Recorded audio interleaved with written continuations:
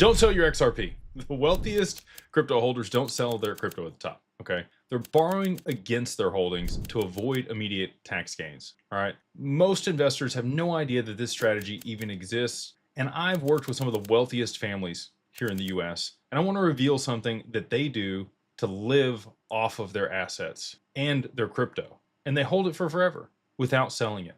By the end of this video, you'll learn the exact step-by-step strategy that the wealthy use to hold their appreciating assets forever while funding their lifestyle, and how you can do it too with your position in XRP. So what is this concept even called? If you don't sell your assets or your crypto, how do you get money? Like what does that even look like? How does this work? Well, many people have coined the term infinite banking, which effectively means your assets that you own continue to go up in value over time. This can be done through an insurance policy or a bunch of other structured products, but basically you just borrow against those assets. Debt is tax-free. Now, you do have to pay the interest payments on this stuff.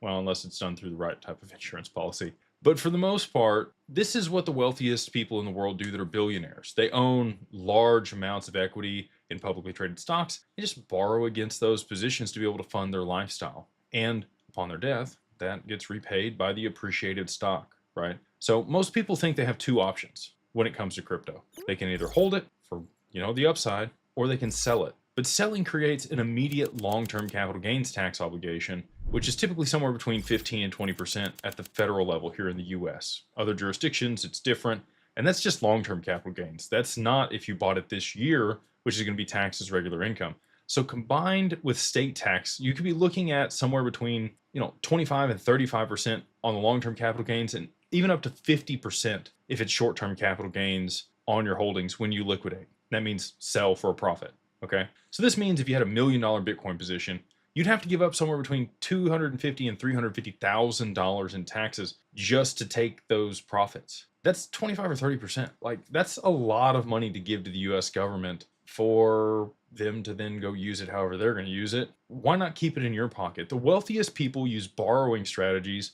with life insurance and traditional assets, and they've been doing it for decades. High net worth individuals often borrow against their stocks and their holdings instead of selling. And it's pretty reasonable interest rates and pretty decent LTV. And according to reports, Elon Musk used his stock holdings as collateral for loans to be able to buy Twitter. $40 billion for that acquisition. He borrowed against his SpaceX stock and was able to buy Twitter. No tax implications on that, by the way, and was able to make that acquisition and write that off against his other income. So the same borrowing approach is now available for digital assets through institutional custody that we have at Digital Wealth Partners and Digital Ascension Group. We use a tri-party agreement. We have people that are willing to provide liquidity against it. We can get you access to lines of credit for your digital assets. So the concept that your assets are going to continue to appreciate can potentially become a way that you could pay off these loans over the long term. So as an example, let's say you borrowed against your XRP today. It's $2.50. And you're not going to borrow against a lot of it, okay? Right now we're getting 45% LTV, so maybe you borrow against 10%. You got $1 million in XRP, you need $100,000. Cool. You put up, $1 million worth of XRP. Even if we have volatility in the price, you're probably not going to get margin called. It would have to go down a lot for that to happen, but that's tax-free money, and you're going to be paying, let's call it 1% a month right now on that note. So $1,000 a month for a $100,000 line of credit, and you could roll that. So as the assets appreciate, you could borrow more money and pay off the note with that. You could set a portion of it aside. Let's say you set aside $12,000 because that's what it's going to cost you over the year, over the term of the loan, to cover the interest. And now you have the rest of that tax-free, which is still cheaper than selling it and dealing with 25 or 30% tax if you're, depending on what you're in, for long-term capital gains. If it's short-term capital gains, it can be even more than that. So using an appreciating asset is a normal deal. This is done in traditional finance all the time. You can borrow against it. There's an LTV or loan to value ratio, and there's always interest that is, accrued over time. If you're doing it inside of an insurance policy and the assets continue to appreciate, the cash value of the insurance policy pays off that debt. Most people still want to make some payments there during their lifetime. But as the asset continues and the market continues to perform, you're going to get more and more access to liquidity. And you can pay interest on what you borrow, and the borrowed funds themselves aren't taxable as income, right? On long-term or short-term capital gains or as income. None of that's taxable because it's debt. Debt is not taxable. So with proper planning, various strategies exist to manage those debt obligations. And again, we're going to get into that if you'll stick around for the rest of this video. So understanding three paths for crypto infinite banking. There are three main approaches depending on your situation and your holdings. So you can borrow directly against your crypto inside of institutional custody. Again, we provide that with what we have at Digital Wealth Partners and Anchorage. You could use DeFi protocols for decentralized lending, or you can get it inside of an insurance policy and use PPLI, which we also work with people to do. So each of these approaches has different minimum requirements, costs, and benefits. So we're going to wade through some of those and your portfolio, depending on the size that it is, what makes the most sense for you if you want to use this approach. And the wrong choice could cost you a lot of fees and other missed opportunities. So you want to make sure that you're making the right choice using the right structures, and it could save you hundreds of thousands of dollars in taxes while maintaining the asset and your allocation there to continue to see the growth over the next 5 or 10 years, which we know is going to be explosive for digital assets. So that first one that I talked about, again, was just borrowing against the asset directly. Maybe you're holding it in your LLC or your trust or in your personal name even. And this approach we can facilitate with clients, again, at Digital Wealth Partners. To work with us, you are going to need an LLC or a trust holding the assets. We cannot work with individuals, and we will help you orchestrate or set up those structures to be able to do that if that's something you're interested in. And it comes with a lot of other benefits versus, the DeFi application that we're going to talk about here in a minute. So we have a tri-party agreement. Your assets are held there at Anchorage. It's a segregated bankruptcy remote insured account up to $100 million. And they're your assets. Still your assets. It's just like the most secure cold storage that you could have. And your family members don't need to know about crypto. Their names are on the account if you wanted to be either as beneficiaries or your spouse could be a signer. It's basically a Schwab account for your digital assets. And so the typical lending terms are somewhere between, 30 up to 60% LTV or loan to value. Bitcoin tends to be the higher end of that range. XRP is somewhere between 45 and 50. And that's just the risk that people are willing to work with today. As things progress here and there's more liquidity that moves into the space and we get XRP, potentially designated as a tier 1 asset by the BIS, I think they're going to be willing to lend much more against it over time and underwrite the risk at a much lower risk rate and interest rate. But today we're around, like I said, 30 to 50% on the LTV, and the interest rates are somewhere between low end of around 8% all the way up to 15%, depending on the asset and how much you're willing to put up. So let's say you had $500,000 in Bitcoin. You might want to borrow $150,000 to $250,000 in that range, like I talked about, 30 to 50%. We don't normally recommend that. We like lower LTV, somewhere between 20 to 30% LTV at a maximum, but we know people are willing to take more risk, and so we do have that there if the appetite is what people want. So interest rates currently run, again, from around 8% all the way up to 15%, just depends on the asset and how much you're willing to put up. The rates reflect the current state of the crypto lending market, and the key advantage to doing this over DeFi protocols, it's going to protect you during volatility. We just had one of the largest liquidation events that we've ever had in crypto, and no collateral was called away from our clients. If you had been in one of these DeFi protocols, liquidated, done, gone, took your assets, you're done. With us, you're going to get some differences here. Now, you're going to have to go through KYC requirements. It's not just like, anybody can put stuff up, but it's pretty simple, nothing too crazy. As long as you're not a bad actor, committed fraud, or doing anything malicious, then we can work with you. So funds are generally available within 24 hours is the SLA, but I've seen people get funded in up to as little as 30, 45 minutes. Very fast, especially if you're doing multiple loans. And that can be done in USDC, or it can be via wire if you want cash, just however you want it. But now on the volatility side, so let's say there is a margin call or a capital call. Our partners are willing to work with us because they don't want to call your capital away. They want you to pay the interest on the note for the full term.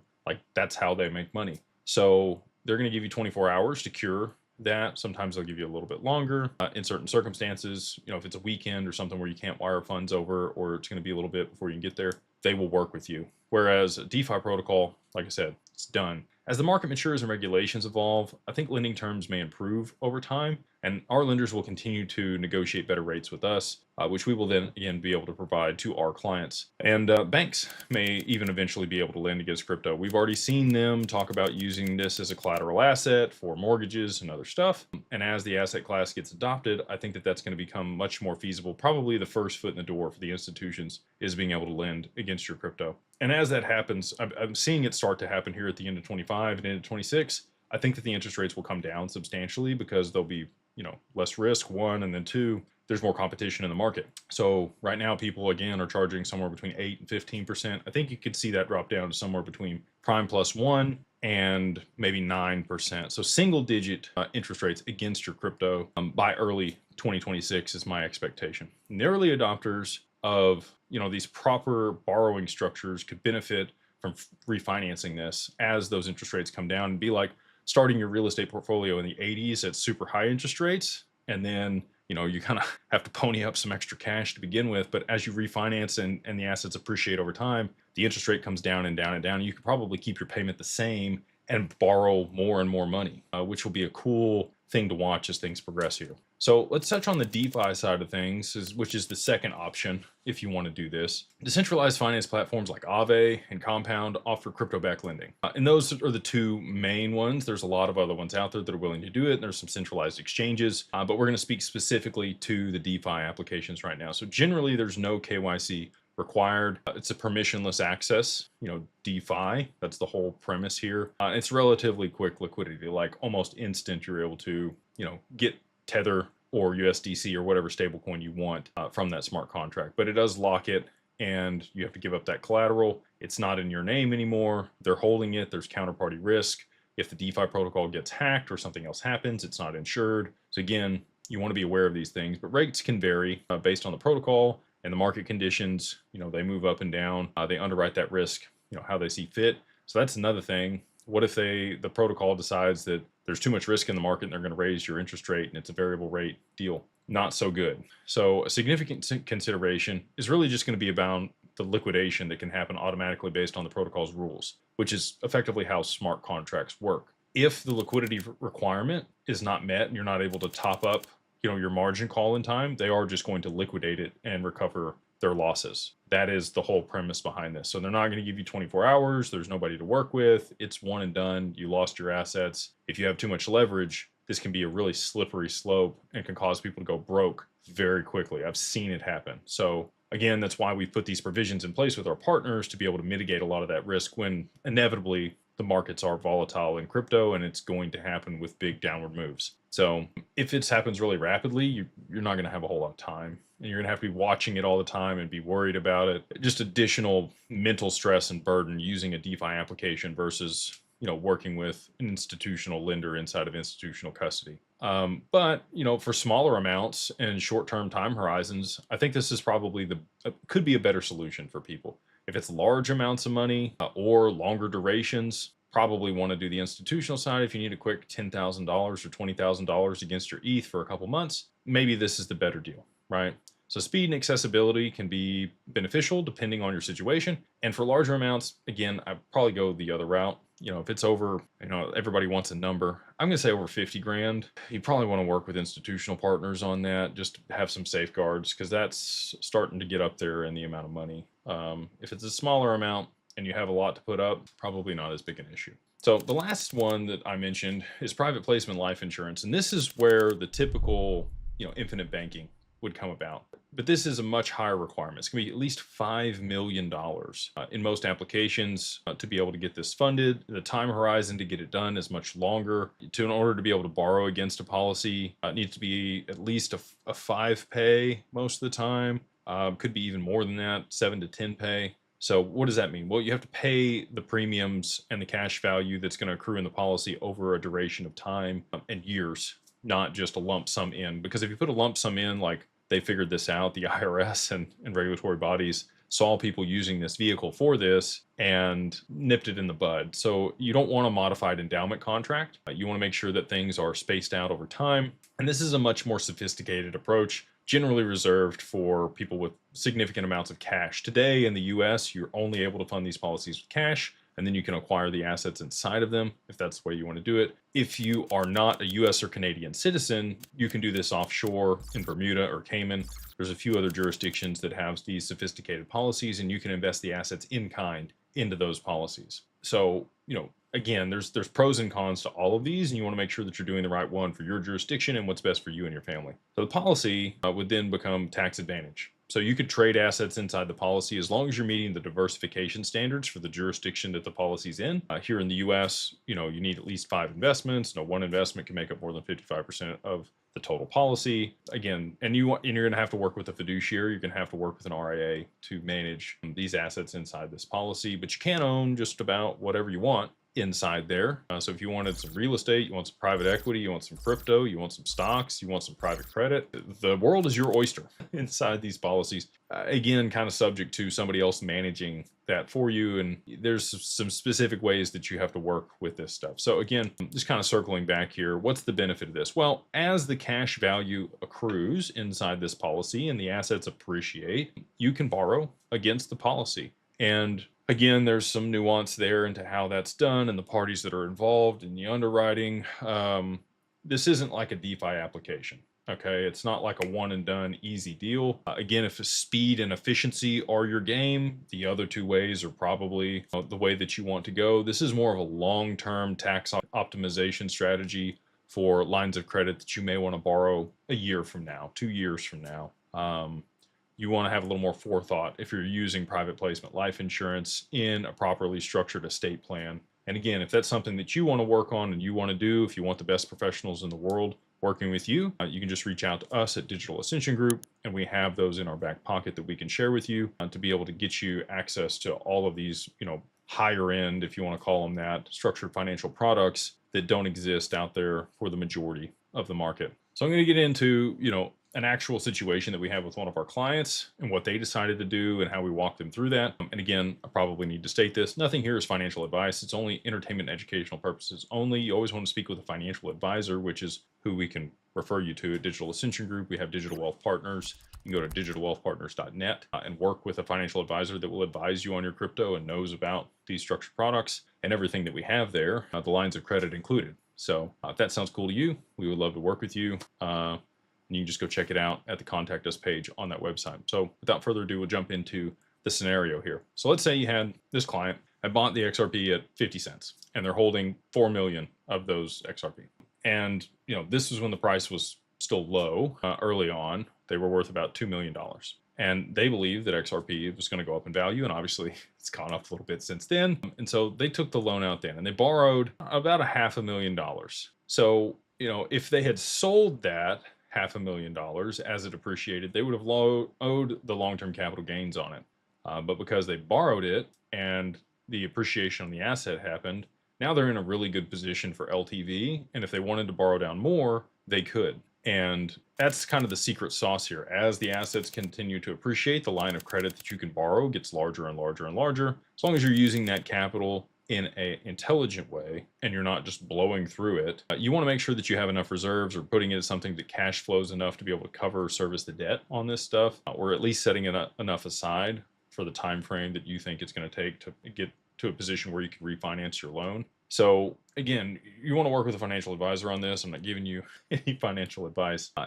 We are the only people that have access to the partners that we have to be able to get you the rates that we have and the ability to borrow against your assets inside of institutional custody over there at Anchorage. So we're going to estimate the annual interest cost based on the current interest rates. And as your XRP continues to perform with the market, you could, again, like I talked about, refinance this over the long term and invest the cash into real estate properties or businesses or other diversified holdings that are going to produce a higher interest rate than what you owe over here. And you're going to live off of a portion that's the difference and be able to service the debt at the same time, mitigate tax implications, kind of have your cake and eat it too. Like that's the whole benefit here. So again, we don't have a DeFi situation that we're able to advise on or provide people with. And we can do either the PPLI, which is a longer term deal and a bit more methodical, or you can use the short-term solution to be able to borrow against your assets inside of an LLC or trust. So, but what I really want to get across to people is, funding your lifestyle is great, but you should really look at generating passive income or returns or cash flow with the money that you're borrowing here. The wealthy refinance things and pull equity out to continue to accrue other assets. People have built massive real estate portfolios using this exact strategy, right? So as the assets appreciate, interest rates come down, they're able to refinance that interest rate at a lower amount with more equity in the home. They pull that cash out, they go buy another one. And now that one cash flows. And you're continually aggregating assets. So I'm not telling you to buy more crypto. even though many people lever up and do that. We advise people, to look at cash flowing assets. And it might be like, let's say one of my plans is I'm going to look at XRP as it appreciates. We're going to have some opportunities on some other digital assets that you'll be able to stake and earn a yield on, or participate in some other return generating opportunities. And so I'll buy those assets and then participate in kind in those return generating opportunities. So now I get the upside of that asset, and it's spitting off enough cash flow to make sure I'm servicing the debt for my interest rates or my interest payments on the XRP, plus the additional for my personal income. And that's the way that you want to continue to roll that, right? Like there's really three things you can trade for money. You have time, which is where most people are. You're working a job, 9 to 5, doing something. Maybe you run a business, you're a small business owner. Next up is knowledge, right? So you might have a specific domain or expertise where you're able to garner a little bit more money. The plumber that shows up and bangs on one spot and everything opens up and you pay him $500 for the 3 minutes that he's there. That's what the call is, and he's able to solve that much faster than somebody else that doesn't have the knowledge or expertise for that. And then last but not least is your money. As you accrue wealth over time, you should be able to allocate that capital and put it to work in a way that generates more income for you and allows you to aggregate more assets. And this is what the wealthy do. Once you become wealthy, you should only have to get rich once. Look at diversification, hedging risk, but continue to accrue assets through smart debt. I know people, think about debt and look at it in a negative light because that's just kind of what's been perpetuated through society. But debt is a tool, and it is tax-free, and it's a way that you can mitigate taxes in a very effective manner. So again, in closing here, the strategies that I'm sharing today come from hands-on experience structuring these arrangements for clients with sophisticated digital asset portfolios. And if you're serious about exploring borrowing strategies with crypto and you want to connect with others implementing similar approaches, I'd invite you to connect through the linked comment below, where we discuss all of these concepts. We have over 9,000 people there in the mastermind, and we're actively explaining wealth building strategies in the crypto space. And if you want us to personally handle the process for you, you can also go to digitalfamilyoffice.io, which is also linked in the comments below. So now that we've gone through the 3 different ways that you can do this, let's talk about structuring the debt repayments without selling the assets. One of the key questions is, how do you service the debt? Like, what's the catch, right? Well, you do have to do that. And one of the approaches involves using a portion of the borrowed funds strategically.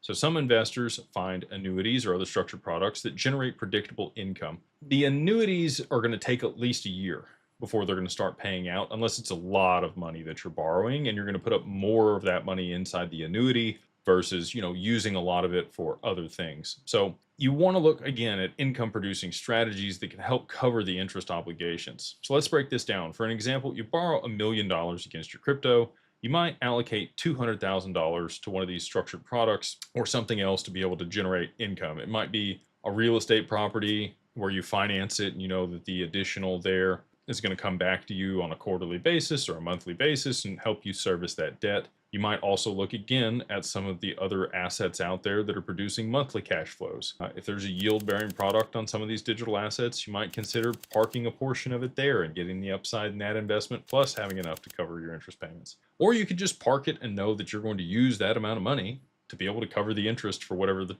duration of it is. And hopefully at the end of that term, you can refinance the note and pull out more money because it will have appreciated. This could perpetually generate income to help you with the payments, right? So one of the other things that you can do for estate planning in the infinite banking concept is reinsurance. And this is where the borrowing strategies can integrate with your estate plan. So let's talk about reinsurance. And this is where borrowing strategies can integrate with your estate planning. You could potentially structure insurance on outstanding crypto-backed debt, okay? So this is life insurance designated to address the loan obligations upon your death. So it could be a term policy that you pay small premiums to, and if God forbid something happens to you, it covers the debt so that your assets aren't sold off. Or you could, structure another type of insurance policy to make sure that that's covered. But the beneficiaries would then receive the assets without the debt being taken out of them, because the insurance would cover and offset all of the interest and whatever you borrowed. So if you had a $2 million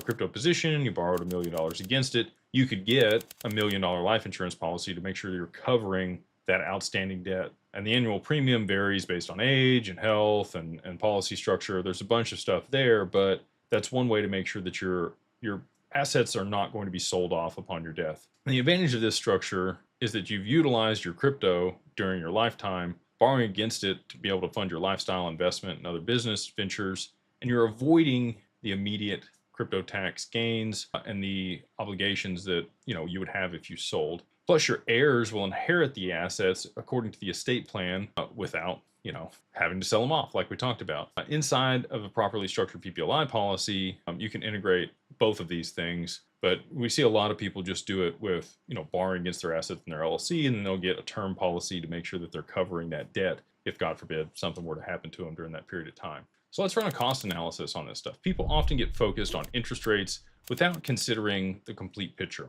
Okay, so I know 9 to 15% today sounds daunting, especially if you're borrowing large amounts. But let's talk about the appreciation on the asset and how that plays into this. So I know the interest rates seem high, but let's compare it to the alternative. What would selling and paying the immediate capital gains be? Well, again, we talked about that. Even long-term capital gains can be 25 or 35%, and you're getting this at the worst case at, call it 15. So, and you're going to forfeit the future appreciation of the asset. So that's a huge loss on upside of the assets if you were to sell them, especially if you anticipate, XRP or HBAR or XLM or some of the other assets out there that are going to go to much, much higher values over the long term versus what they are today, similar to what Bitcoin did over the last, call it 15 years. So let's walk through a couple scenarios, okay, just to give you an idea of what the differences are here. So scenario A, I sell $1 million in Bitcoin and I would pay, long-term capital gains. Let's say I'm in a state with no state taxes, $200,000. It could be a little bit more than that. It also depends on your income outside of what the capital gains are. But,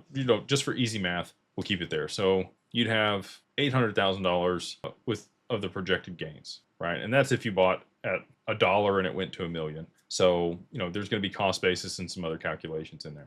The projected outcome depends on the investment performance. So you're going to invest that other 800 grand, and then it's going to also have more tax implications over the long term, or you could leave it in cash and continue to live off of it after you've paid the taxes. In scenario B, you borrow $800,000 against the $1 million in Bitcoin, which again, not quite feasible today because, we're not at 80% LTV, nor would we advise most people to do that, but that would give you the same outcome with no taxes, and you're still holding the Bitcoin and you get its performance over the long term. So that's the whole premise here. You want to weigh this. Again, you want to talk to a financial advisor, but the outcome would depend on Bitcoin's performance, the interest cost, how the borrowed funds performed after you borrowed them. If you did it this way, you would be able to maintain your optionality throughout the period of the loan instead of, again, having buyer's remorse for selling your Bitcoin. You could refinance it, as rates continue to improve or come down over time.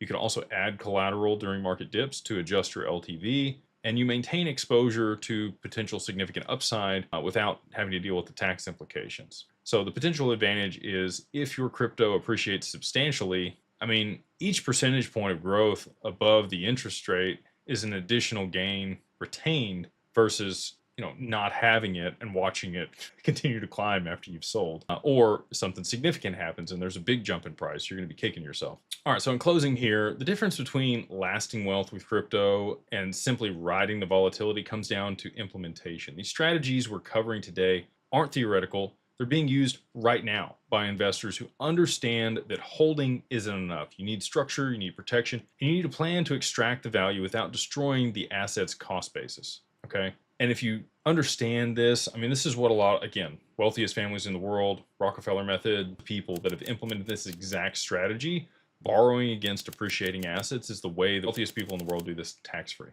So if you're ready to move beyond just accumulation and starting to think more like an institutional investor, we bring together over 9,000 people who have actively implemented these strategies. At Digital Wealth Partners, we've worked with over 500 people that have actively implemented some of these strategies we're discussing in this video. Everything from crypto custody solutions to lending arrangements to LLC structures, all the way to PPLI. If you want to learn more about these strategies and how we put all this together, we talk a lot about it in the Beyond Broke Mastermind, which is down in the comments below. There are over 9,000 people there in the community that are learning about this stuff daily, and it doesn't matter where you're starting. If you are just a beginner in crypto or you're already a crypto millionaire, we have something for everybody in that group. So we would love to see you there. If that sounds cool to you, just go on to the link below and use the code BeyondBroke, all capitalized, the number 1, and then MO like Mary Oscar. Get you the first month for $2 to try it out, and I think you'll like it. In closing, I want you to remember the wealthiest people in traditional finance have used infinite banking for generations. They borrow, they never sell, they pass the assets on to their heirs tax-free, and they continually compound the growth over multiple generations. This playbook is now available for digital assets, and the infrastructure exists. The institutional partners are ready, and the tax advantages are extraordinary. The only question is whether you will implement this before crypto appreciates to the point where you're forced to sell or trigger massive tax implications, or you're going to join us and be positioned to be able to borrow against it, keep the upside, and keep building your generational wealth for your family. The choice is yours, but the window is closing, and we're excited. The choice is yours, but the window to structure this correctly won't stay open forever. If you found value in this video, please like, subscribe, and we'll see you guys on the next one.